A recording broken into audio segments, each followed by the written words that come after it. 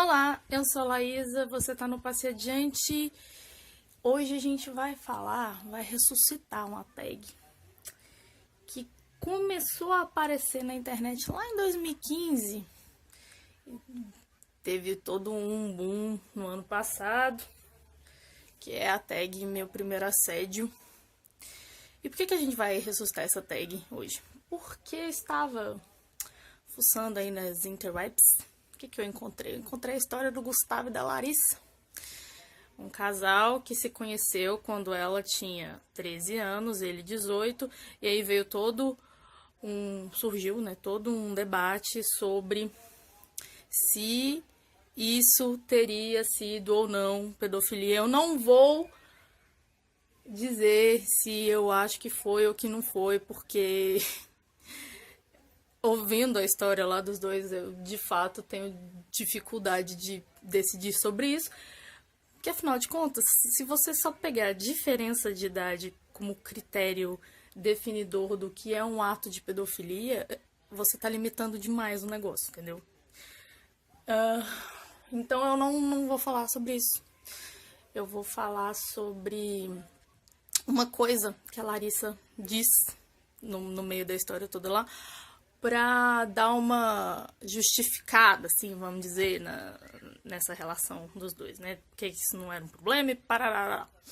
Daí, antes de eu começar a falar, você já deixa seu joinha no vídeo, pra você não esquecer depois. E, se não for inscrito, se inscreve no canal, ativa o sininho da notificação, aquela porra toda que vocês já estão careca de saber.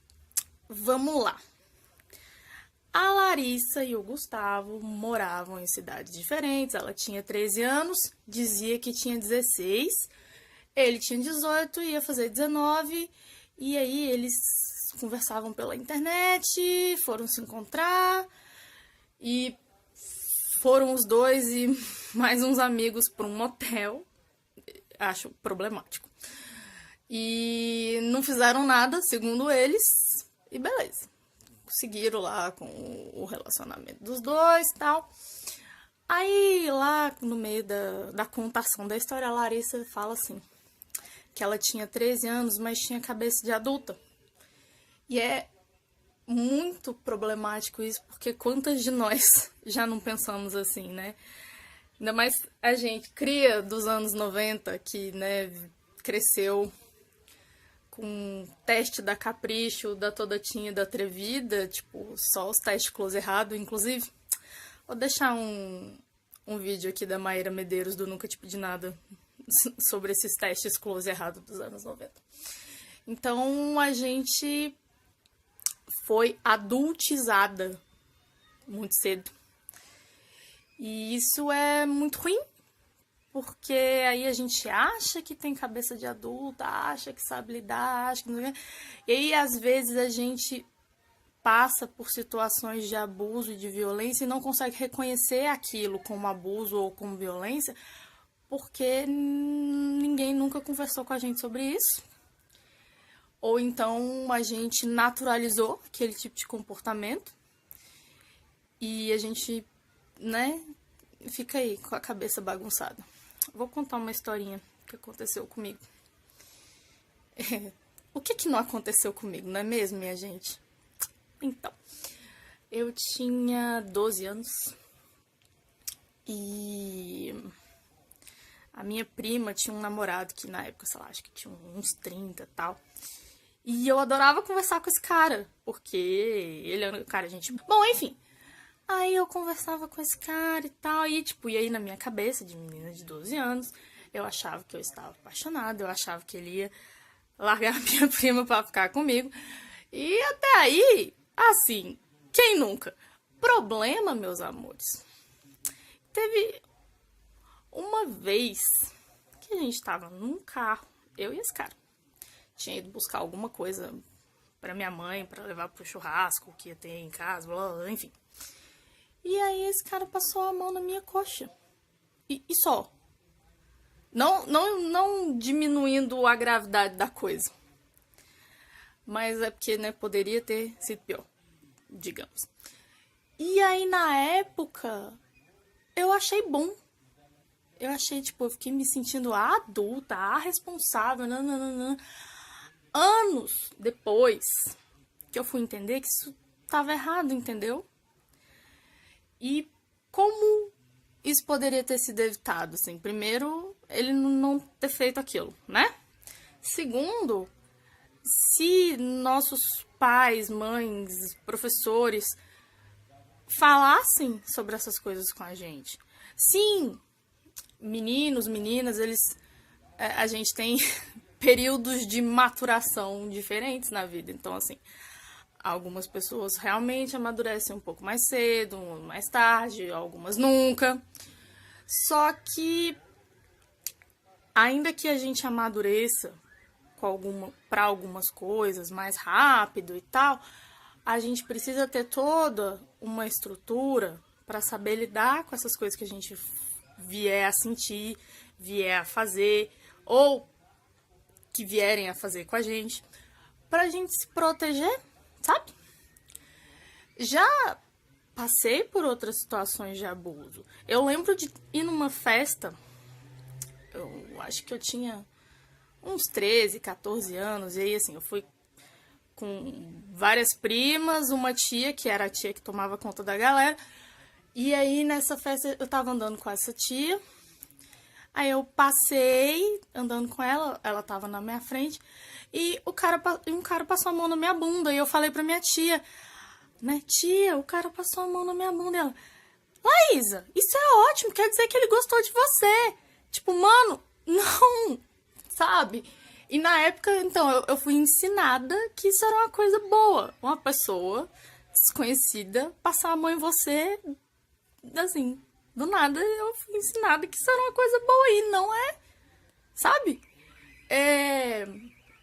Os nossos corpos, eles não são sagrados no sentido de, nossa, não pode ser tocado, não é isso. Mas existem espaços e limites que precisam ser respeitados. Só que se a gente não aprende, primeiro, que esses limites existem, segundo, como proteger esses limites, a gente fica completamente exposto e sujeito a um monte de coisa ruim que pode acontecer com a gente. Eu tenho certeza que se eu não tivesse sido tão naturalizado para essas coisas, né? Tipo, a receber o abuso de uma forma tão tranquila, tipo, hoje eu, quando sinto, né, que tô passando por uma coisa assim, eu consigo reconhecer e consigo me afastar daquilo. Mas durante muito tempo, pra mim era normal, tranquilo. Olha só, olha que problemático isso. Olha que bagunça que ficou na cabeça da pessoa porque não pararam pra conversar com ela. No meu caso, já falamos aqui, né? Não se pensa na pessoa com deficiência como alguém sexuado, né? Parte do pressuposto que essa pessoa ela não vai ter desejo na vida. Ninguém vai Ninguém vai desejar ela na vida também. Então, pra que a gente vai falar sobre sexo com esse ser humano? Não tem necessidade, porque afinal de contas, né? E outra, o que vier é lucro, não é mesmo? Já escutei isso. Mas enfim, o que eu estava falando mesmo? Tá. Como não teria sido diferente se tivesse tido espaço para conversa sobre essas coisas? E aí, aqui, não tô fazendo uma ode a como eu tenho rancor da minha mãe porque ela não falou comigo sobre essas coisas. Ela também não sabia, não falaram com ela. Então, assim, não é culpa dela, né? Mas são coisas que a gente pode, agora que a gente sabe e que a gente vê e que a gente entende, a gente pode trabalhar para que pessoas das próximas gerações não passem por essas coisas como a gente passa agora, como a gente passou. Então, eu achei importante falar sobre isso, porque é muito complicado, sabe?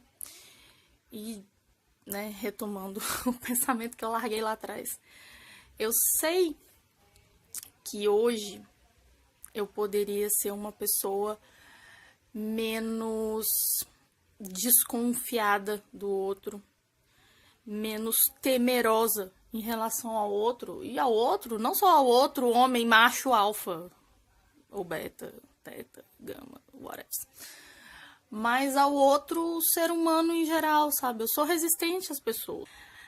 Que aí eu já parto do pressuposto de que não vai dar, entendeu? Que aquela pessoa ela vai me fazer mal. E então eu não posso me abrir com ela, não posso me abrir para ela, sociáveis. Mas de qualquer forma, eu queria ter condições de ser uma pessoa menos resistente ao outro. Porque ao mesmo tempo que eu tenho muita resistência às pessoas, eu tô muito exposta ao que elas podem vir a fazer comigo, porque eu não... Muitas vezes eu não sei como me defender. Eu preciso me justificar, tipo, não, eu não dei conta disso porque eu sou fraca mesmo, porque eu não mereço mesmo. E isso tudo é uma loucura e não é verdade. Mas eu saber que não é verdade e eu conseguir agir assim, né? Tipo, não é verdade, ótimo. Então, eu vou fazer diferente daqui por diante. É um processo que, assim, cada dia eu vou aprendendo um pouquinho. Cada dia você vai aprendendo um pouquinho. E então, vamos aí, seguindo, aprendendo todos juntos.